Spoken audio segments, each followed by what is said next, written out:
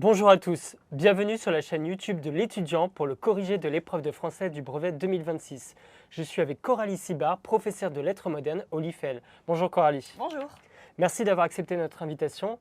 Alors Coralie, ce sujet 2026, qu'est-ce que vous en avez pensé? Difficile ou pas? Alors, je ne dirais pas que le sujet était particulièrement difficile, mais je ne dirais pas pour autant qu'il était très facile. Donc voilà, on va dire qu'on est dans un sujet plutôt classique pour un brevet. Voilà, après on va revenir en détail sur les questions, mais ni trop difficile, ni trop facile. Juste ce qu'il faut. Ce qu'il faut, exactement. Très bien. Donc on va commencer par l'étude de texte. Il s'agissait d'un texte de Blaise Cendrars sur la Première Guerre mondiale. Oui. Sur la première question, on attaque la Oui, tout première à fait. On question, va y commencer par va la première partie, Oui. compréhension et compétences d'interprétation, qui Voilà. était évaluée sur 32 points. Alors la première question, on demandait donc aux élèves de donner un titre à chacune des 4 parties du texte. Et c'est ce que je disais tout à l'heure à votre collègue. Je trouve que cette question, elle a dû, je pense, prendre un petit peu de temps aux élèves. Parce que, bien, mine de rien, il fallait relire le texte et puis essayer d'extraire l'idée principale de ces 4 parties de texte qu'on donnait aux élèves pour qu'ils puissent créer un titre. Donc mine de rien, ça prend du temps. Alors je propose un corrigé, mais là c'est une question où la réponse pourrait être multiple, puisque finalement on peut donner plusieurs titres. Voilà, tout dépend de l'interprétation qu'on fait de ces parties du texte.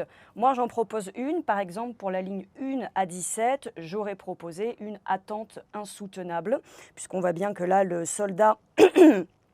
Le soldat attend dans le noir pour savoir d'où vient ce bruit qu'il perçoit depuis un moment.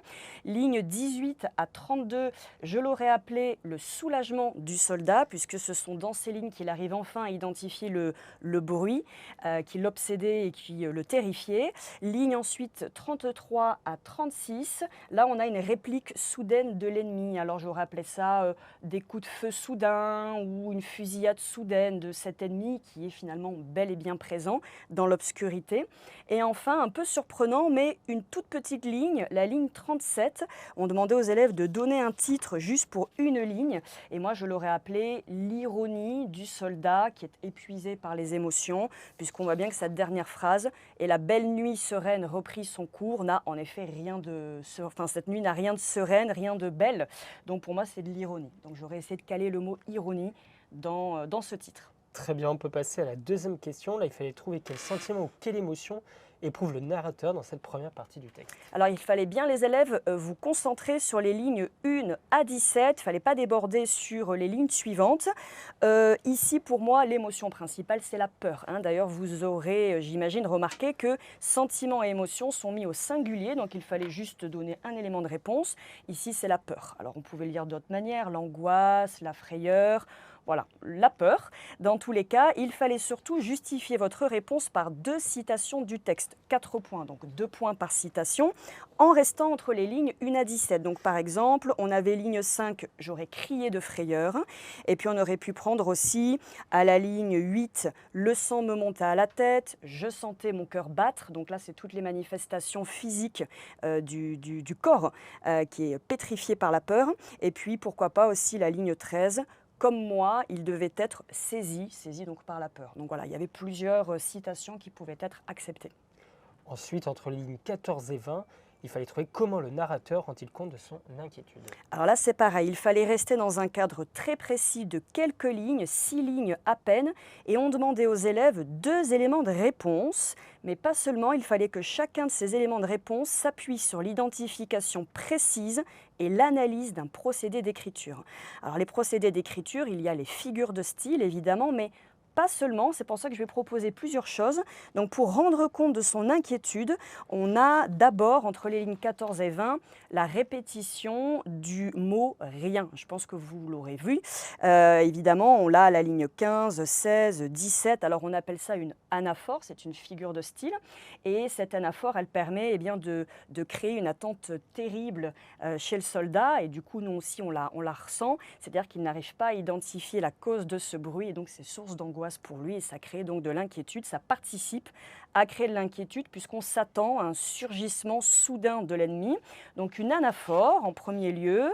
Après, j'ai relevé un petit champ lexical parce que mine de rien, les champs lexicaux, ça fait aussi partie des procédés d'écriture. Il y a un petit champ lexical du bruit. Alors je ne sais pas si les élèves, vous avez fait attention à ce champ lexical, mais on a par exemple, je collais mon oreille au sol, puis on a à la ligne 19 j'entends, puis bruit. Donc ce petit champ lexical du bruit en fait montre que eh bien, le soldat est en alerte et puis surtout il est privé de la vue puisqu'on est dans le noir, donc il n'a plus que l'ouïe pour se repérer. Donc évidemment ça renforce l'inquiétude. Voilà pour les 2 éléments de réponse. J'en donne quand même un 3e parce que voilà, je pense qu'il y aura d'autres éléments de réponse aussi acceptés. Il y avait, je trouve, un procédé d'écriture aussi intéressant pour sortir un peu toujours des figures de style. C'était les points de suspension. Alors peut-être que parmi vous, les élèves, il y en a qui l'ont remarqué. On avait des points de suspension à la ligne 19 et puis à la ligne 20. On a un peu l'impression qu'on vit la scène avec le soldat et qu'on participe à son cheminement, à sa progression dans l'identification de ce bruit et puis surtout dans l'attente qu'il se passe quelque chose. Et donc ça participe à créer de l'inquiétude parce que les points de suspension créent comme du suspense, voilà, un effet d'attente. Voilà ce que j'aurais répondu. Parfait. On passe ensuite à la question 4. Là, on se concentrait sur les lignes 20 C'est à ça. 32. Et donc, les candidats devaient trouver ce que fait le narrateur pour se rassurer. Voilà, alors là c'est pareil, il fallait donner 2 éléments de réponse justifiés chacun par une citation du texte, 4 points, donc de nouveau 2 points par citation. Alors entre les lignes 20 à 32, le narrateur fait d'abord des suppositions. On l'a par exemple à la ligne 21, s'ils viennent, si je les entends, le danger est moins proche que je ne le croyais. Donc il fait des suppositions pour se rassurer, mais on aurait pu aussi citer le fait qu'il se prépare à attaquer. Ça, on l'a à la ligne 24. Les autres peuvent venir, je les attends, prêts à tirer. Et c'est alors que, concentrant toute mon attention sur mon index placé sur la gâchette, etc., donc on sent qu'il est prêt à l'attaque et ça le rassure, sans doute que l'arme ici le rassure. Je vais quand même donner un 3e élément de réponse aussi, parce que voilà, il y avait peut-être d'autres choses aussi que vous avez mis dans votre copie, les élèves. Il se parle à lui-même également à la dernière ligne pour briser justement ce silence qui est insoutenable, notamment à la ligne 32. « Pauvre Blaise, me dis-je en me détendant, tu as eu une sacrée frousse ». Donc là, on voit que voilà, il se parle à lui-même comme pour se rassurer et briser le silence. Voilà. Très bien. Ensuite, pour la question 5, comment le narrateur, tout au long du texte, parvient-il à entretenir le doute sur la présence d'un ennemi? Il ne fallait pas oublier de développer sa réponse. Et voilà, et là c'est une question, les élèves, qui valait quand même 6 points, comme la question 3 d'ailleurs. Donc 6 points, c'est beaucoup, il faut aller les chercher, il faut les mériter. Donc là, il fallait donner 3 éléments, chacun appuyé, justifié par une citation, donc 2 points par élément de réponse. Alors comment est-ce que le narrateur parvient à entretenir le doute sur la présence d'un ennemi? Il y avait plusieurs éléments qui étaient attendus. Déjà, il y a le manque de visibilité, c'est-à-dire que là, on est en pleine nuit et il ne voit rien, il est privé de la vue, donc évidemment, ça laisse planer le doute sur la présence ou non d'un ennemi dans le noir. Et là, on pouvait citer par exemple la ligne 3, « Je ne voyais rien », qui est répétée encore à la ligne 5, « Je ne voyais rien ». Première chose. Après, il y a tout un jeu aussi sur le trouble des sens de perception. Puisque le narrateur est privé de la vue, alors tous les autres sens sont en alerte, et en particulier l'ouïe. Donc ça, on l'a également parce qu'il nous dit à la ligne 3, « Étais-je victime d'une illusion des sens ?» Donc on voit bien que là, tous les sens sont troublés et donc il n'est pas en mesure, il n'est pas en capacité de faire preuve de lucidité pour identifier la présence ou non d'un ennemi. Et j'aurais également rajouté la présence de ce bruit donc, qui n'est pas identifié tout de suite par le soldat. Par exemple, à la ligne 25, quand il dit « C'est alors que je me rends compte que ce bruit d'herbe foulée, en réalité, c'est sa baïonnette. » Mais évidemment, ça entretient la confusion puisqu'il met quand même 25 lignes à identifier l'origine, la cause de ce bruit. Et donc, ça participe évidemment à créer une confusion sur la présence ou non d'un ennemi.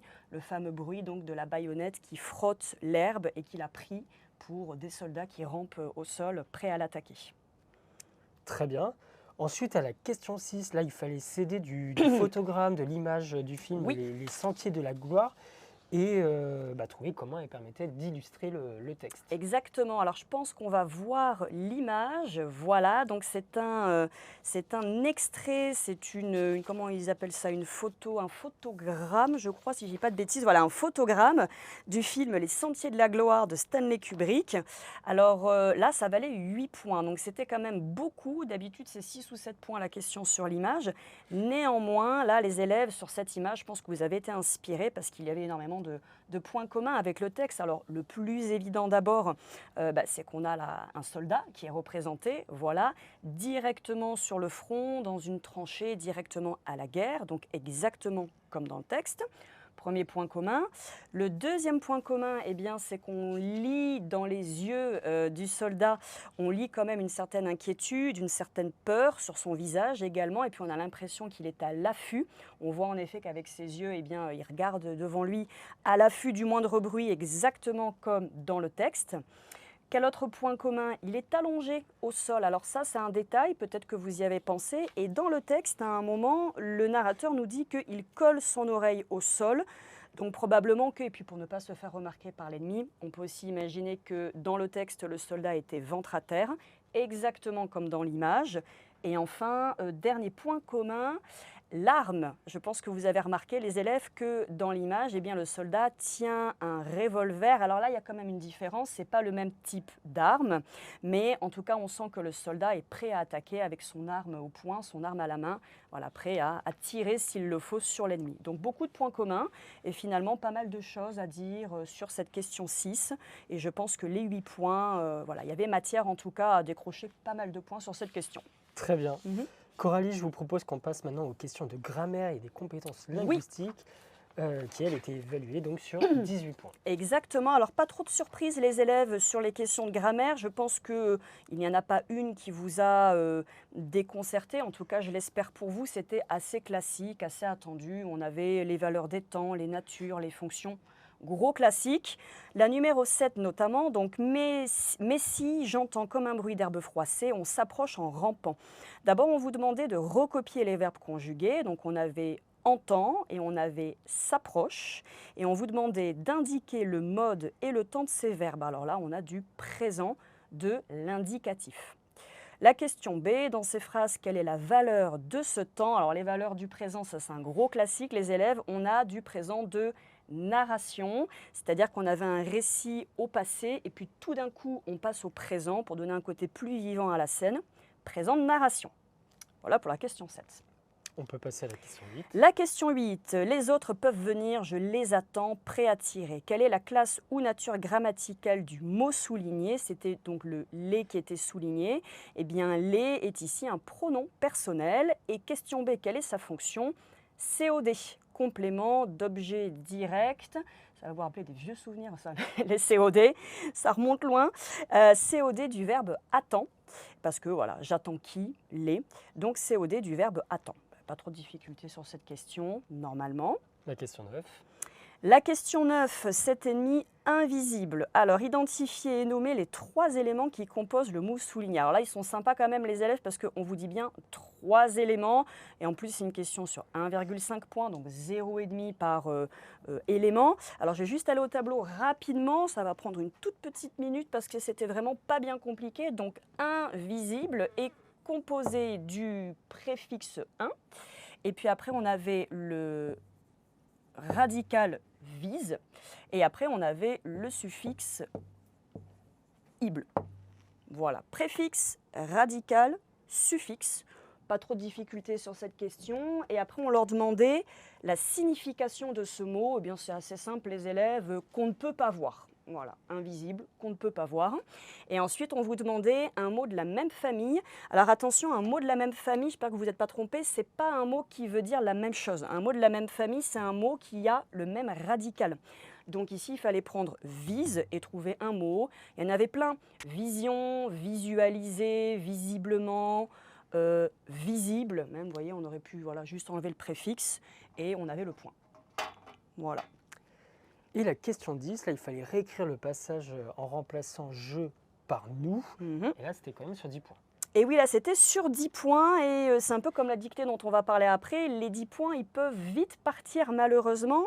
Alors, on va y aller, on va le faire rapidement, mais il fallait faire attention aux conjugaisons, bien évidemment, à un adjectif là que j'ai sous les yeux, et puis surtout le déterminant possessif mon ou ma qui apparaît à plusieurs reprises qu'il fallait transformer en notre. Alors, on y va. Donc, ça donne. Je les attends prêts à tirer, donne nous les attendons, ONS, prêt avec un S, prêt à tirer. Et c'est alors que concentrant toute mon attention devient toute notre attention, sur mon index placé sur la gâchette devient sur notre index. J'espère les élèves que vous n'avez pas mis au pluriel attention ou index. Il fallait garder, je veux dire par là, le singulier. Mon devient notre.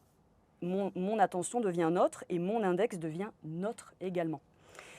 C'est alors que je me rends compte, ça donne, c'est alors que nous nous rendons ONS compte que ma main tremble devient que notre main tremble. Alors là, attention, notre, c'est pareil, il faut bien garder le singulier, c'est pas nos mains, hein, c'est notre main. Tremble nerveusement et que ce bruit d'herbe foulée que je prenais devient nous prenions. IONS, c'est l'imparfait. Pour l'approche de 2 ou 3 Allemands rampant imperceptiblement vers moi, ça devient vers nous, était causé par la pointe de ma baïonnette devient de notre, toujours au singulier, il n'y en a qu'une baïonnette, notre baïonnette. Voilà, donc quelques petits pièges quand même. Très bien. On passe à la dictée et là aussi c'était du Blaise Cendrars. Eh bien oui, voilà, on reste dans le thème. La dictée, alors il n'y avait, j'ai envie de dire, elle était comme pour le reste des questions que vous avez eues, les élèves, ni trop difficiles, mais pas faciles, pas données non plus pour autant. Première chose, vous avez remarqué les élèves que le texte est écrit à l'imparfait. Donc il fallait bien faire attention à accorder AIT ou AIENT, par exemple. Mais lui, comprenant très bien que les camarades lui jouaient de mauvais tours, jouaient AIENT, ou lui montaient des bateaux, montaient AIENT. Un peu plus loin, on a ne se mettez jamais en colère. Là, on repasse au singulier, donc ne se mettez AIT et continuez à avoir peur, continuez AIT. Donc là, la première difficulté, c'était de bien identifier le sujet des verbes pour ne pas se tromper dans l'accord, dans les accords.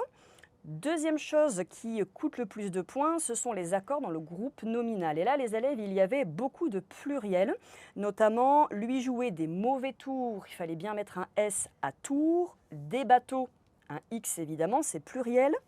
Un peu plus bas, il avait les jambes courtes et trapues. Alors, courtes et trapues, tout au féminin, pluriel, donc ES. Un torse démesuré, il fallait bien l'écrire E accent aigu, hein, c'est l'adjectif.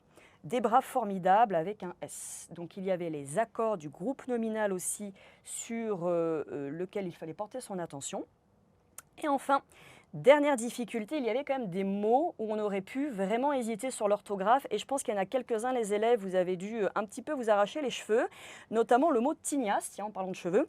Une tignasse, peut-être que vous ne savez pas ce que c'est, et tignasse, eh bien, ça s'écrit avec 2 S. Voilà, peut-être que certains d'entre vous ont rencontré des difficultés à ce niveau-là.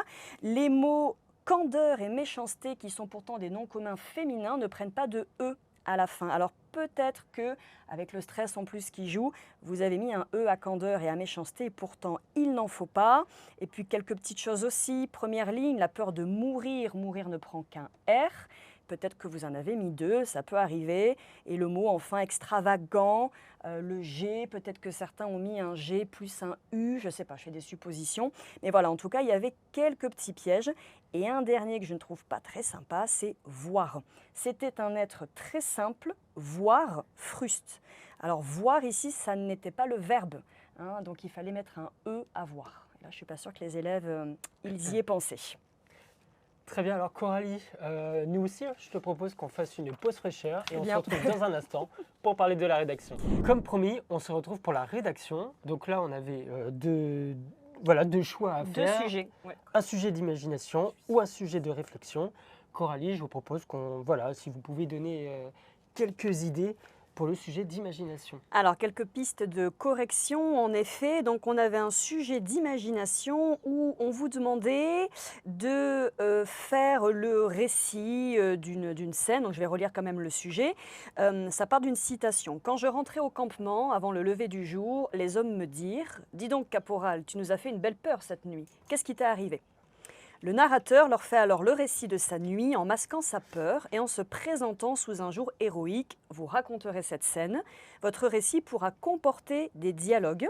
Alors là, il n'y avait pas spécialement de piège particulier, pas vraiment de difficulté, mais les élèves, il fallait bien faire attention à respecter les temps et la personne, c'est-à-dire que c'est un texte qui est écrit à la première personne du singulier, je, donc il fallait bien garder cette première personne du singulier, et puis surtout il fallait garder les temps du récit, parce que même si dans le texte de départ il y a un petit passage au présent, là, la phrase de départ, on était au passé simple, donc il fallait après derrière enchaîner sur une scène racontée au passé simple, à l'imparfait, au plus que parfait.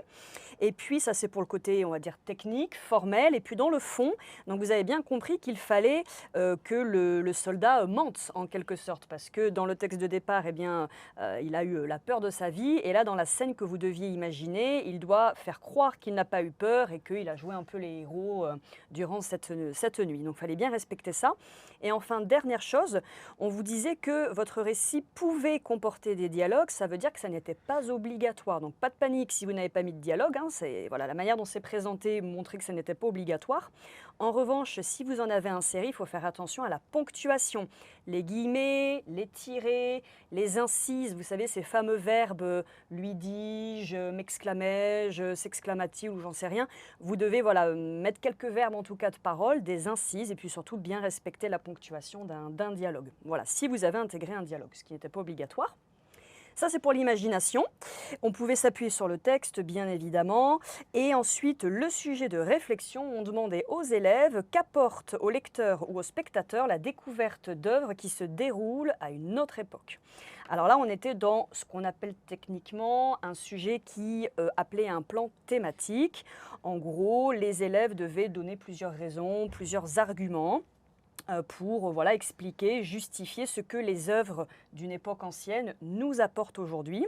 Alors il y avait plusieurs choses à dire, c'est ça qui est bien dans le sujet de réflexion, c'est qu'il n'y a pas un corrigé unique. Quelques pistes de correction néanmoins, on pourrait dire que les œuvres qui se déroulent à une autre époque nous permettent de découvrir une époque, découvrir des temps anciens qu'on n'a pas connus. Donc ça permet de nous enrichir culturellement, ça permet aussi de savoir comment se passait telle ou telle chose à telle époque. Donc il y a un caractère informatif, ça nous enrichit culturellement. On aurait pu aussi répondre, mais c'est un exemple, que grâce au récit des œuvres, enfin aux œuvres d'une époque ancienne, on comprend mieux le monde d'aujourd'hui, on comprend mieux les sociétés actuelles. On aurait pu aussi répondre que les œuvres d'une autre époque nous sensibilisent sur certaines choses, comme par exemple là, la guerre. Donc d'avoir accès à ces œuvres d'une autre époque, ça nous permet aussi de ne pas reproduire les mêmes erreurs aujourd'hui, nous permet de nous sensibiliser. Ça nous permet également de développer notre imagination parce qu'on va lire des choses qui nous projettent à une autre époque. Donc évidemment, il faut essayer d'imaginer, de visualiser. Donc ça nous permet de développer notre imaginaire. Bon, il y avait encore d'autres raisons sans doute, mais voilà pour les quelques pistes de réflexion. En tout cas, que ce soit pour l'imagination ou la réflexion, j'espère les élèves que vous avez pris le temps de faire un petit brouillon avant de vous lancer au propre. Pour le sujet d'imagination, créer une sorte de trame narrative, c'est-à-dire savoir où on veut en venir dans notre progression de texte.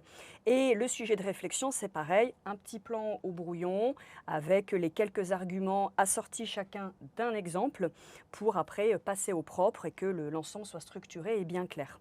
Et je terminerai, les exemples, j'espère que vous avez pensé à en donner, c'était varié, c'est-à-dire dans le sujet de réflexion, vous pouviez citer des lectures ou des films, des peintures, des bandes dessinées. On faisait appel à la culture artistique personnelle de l'élève, donc là il y avait quand même de la matière aussi pour donner des exemples à l'appui de chaque argument. Très bien. Eh bien, merci beaucoup Coralie, merci à vous d'avoir suivi ce corrigé. Je rappelle que vous pourrez aussi retrouver les corrigés écrits de toutes les épreuves du brevet 2026 sur l'étudiant.fr. Vous pouvez également vous rendre sur les réseaux sociaux de l'étudiant, TikTok, Instagram, Facebook, pour retrouver d'autres vidéos tout au long du brevet. À très vite!